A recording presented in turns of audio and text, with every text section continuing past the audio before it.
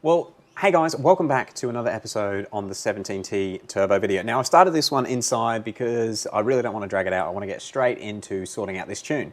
Now, this video, basically what we're doing is going through the revision process of a custom tune on the 17T turbo car. And just to confirm to everyone, because people do seem to miss it every now and again, but basically the car is running the Chinese 17T turbos. We're currently targeting 25 PSI. It's running a JB4 with port injection.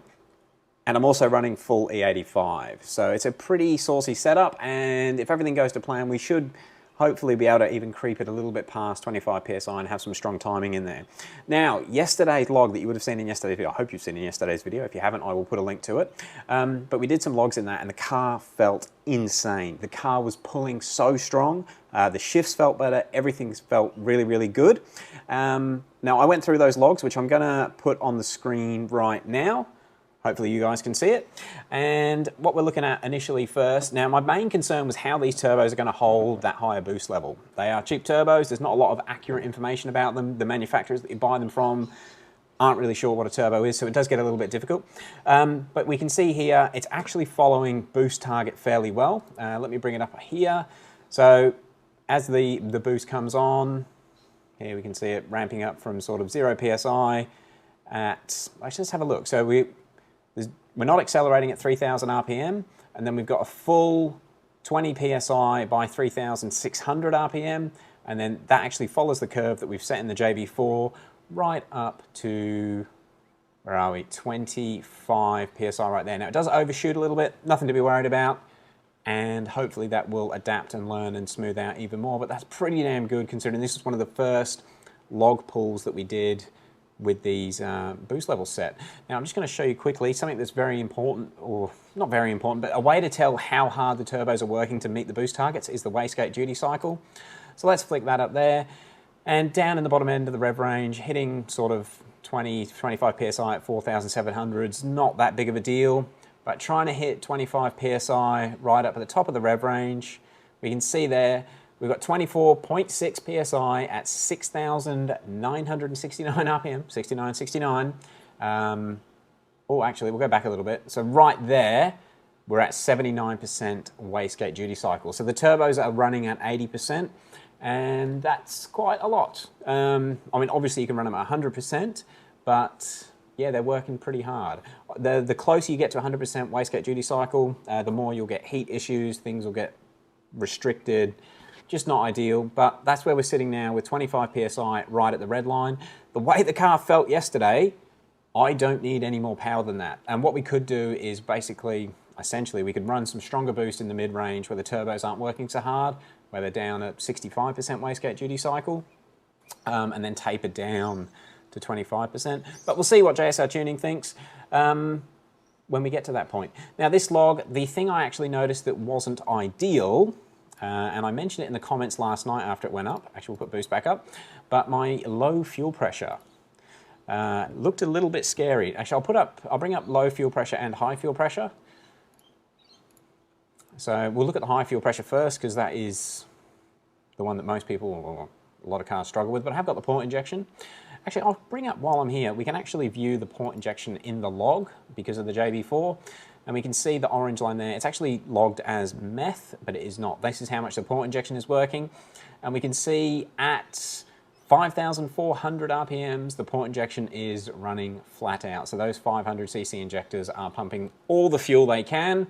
But what that relates to, our high pressure system is actually cruising along pretty safely, around 12 to 13. That is one of the cleanest high pressure fuel pressure logs I've had through the rev range. That all looks wicked, but the low pressure. Now we got a couple. There's one of the logs I looked at and the fuel pressure was quite low. Maybe it was number 4. So number 4 was the log that we did on the slight incline. Fuel pressure high and fuel pressure low. Yeah, 56. So as it wound up, we did drop down to 56 PSI. That is the low pressure fuel pressure, but the high pressure is still pretty strong and nice and smooth, but yeah.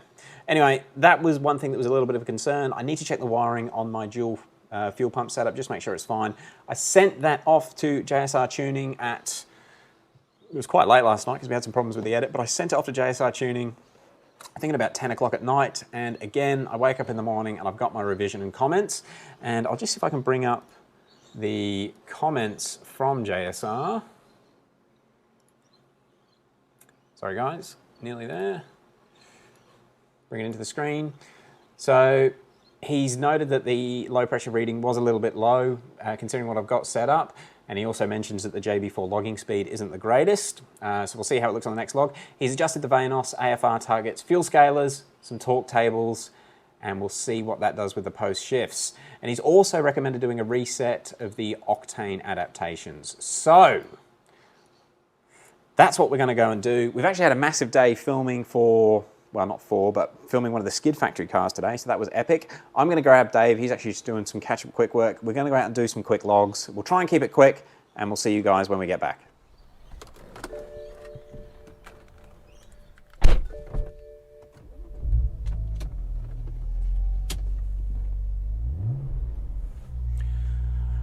Ooh, let's go and do some logs. Good. All G, that's recording. Do you want it logging as well? Yes, please. You ready? Or you want to wait until you're at third? Oh, you're at fourth. Ready? Yep. Start logging. Logging? Cool. Recording.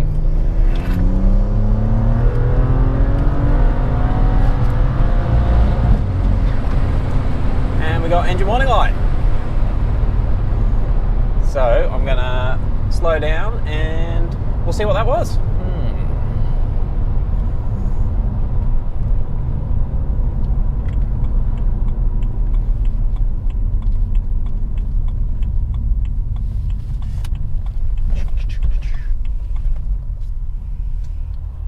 I did hit the limiter accidentally.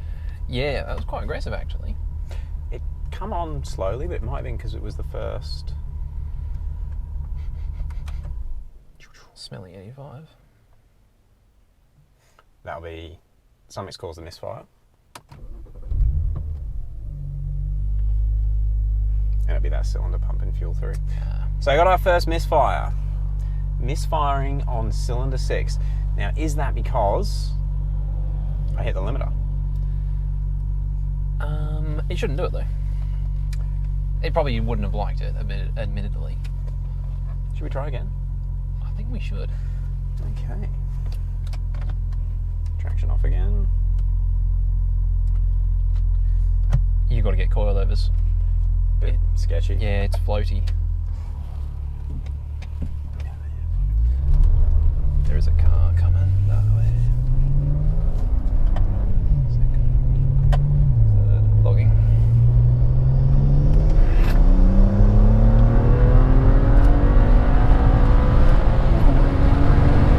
This is fucking quick. Yes.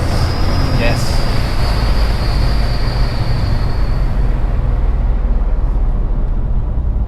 That felt good. There was a air pocket or something. And the door started to open. Yeah. Maybe it's because they're pillarless, aren't they? They are, yeah. Starting to pull the screen, the window out. Then you grabbed fourth, man. It just kept going. I grabbed fifth as well. I wanted to see what a power shift on the fifth was like. All right, guys, we're going to head back, and I might actually have a look at these logs in this video instead of making you wait for another one, and we'll see what we can work out.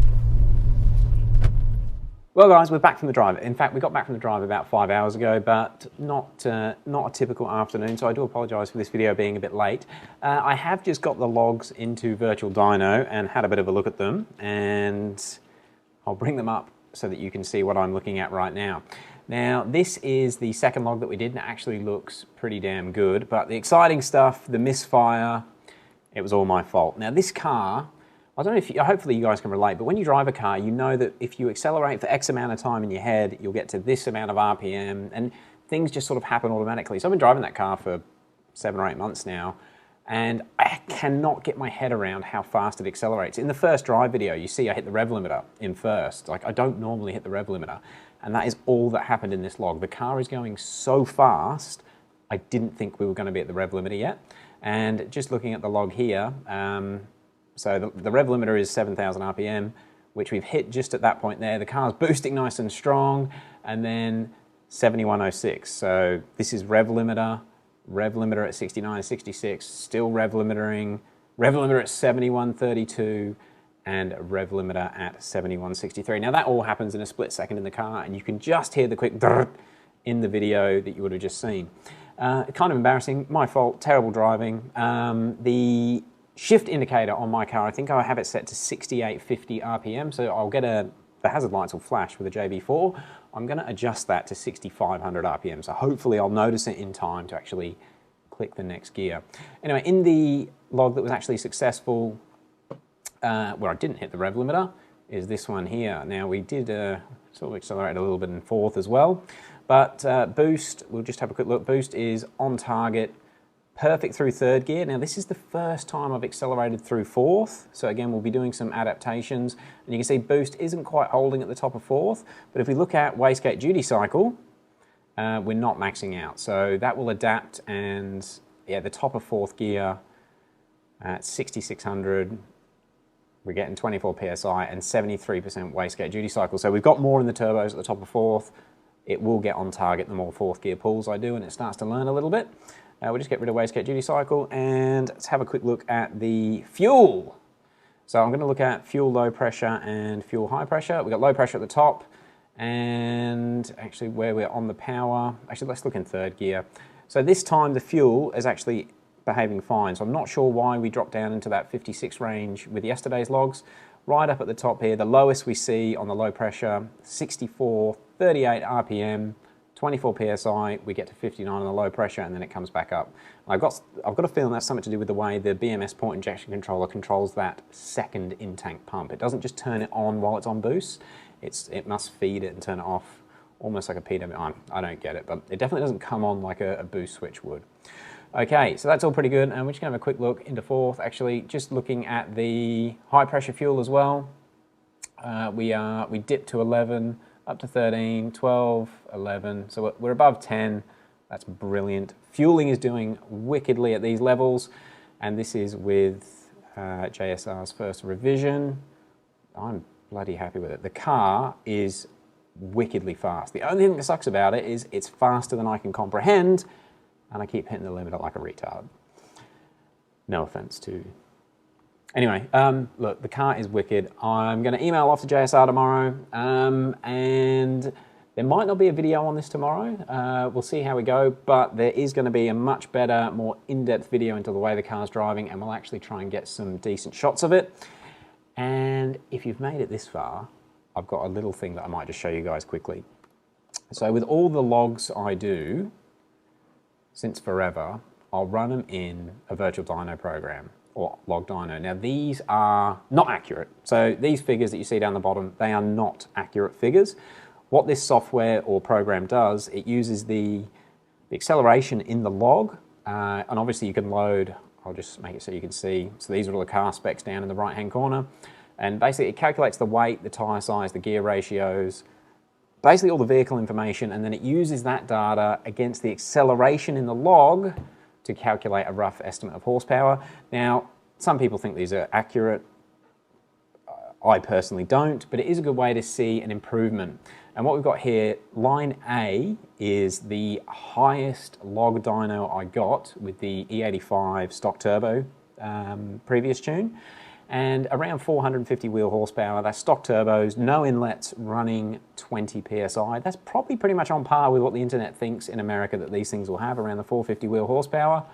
The first one there is yesterday's log, the B, the blue line is yesterday's log. That's the first revision at 25 PSI from JSR. It came up at 551 wheel horsepower. That's a 100 wheel horsepower gain from adding those 17T turbos on the first revision of the log. With the last custom map I had for the stock turbos with RFP, we picked up about 35, 40 wheel horsepower between his first one and his final one. And in a percentage-wise, that's like another 10%. So if we pick up a similar 10% on these log revisions, we are going to be at that 600 wheel horsepower in a fake dyno. And again, it's closer to American horsepower than Aussie horsepower. So take these figures down here with a grain of salt, but it's safe to say that we're getting a massive increase in performance, and especially torque.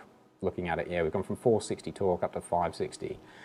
Oh, and yeah, over 100 horsepower gain. Look, the car, hopefully that puts into perspective how much faster this thing is. It is a bloody weapon. I am so happy with it at this point. Hopefully it stays together for a little while. All right, guys. Thank you very much for watching. I know this wasn't an exciting video, but we're trying to keep the times down, not the length of the videos. I'm going to sign off. It's nearly 10 o'clock. Thank you very much for watching. We'll catch you on the next one.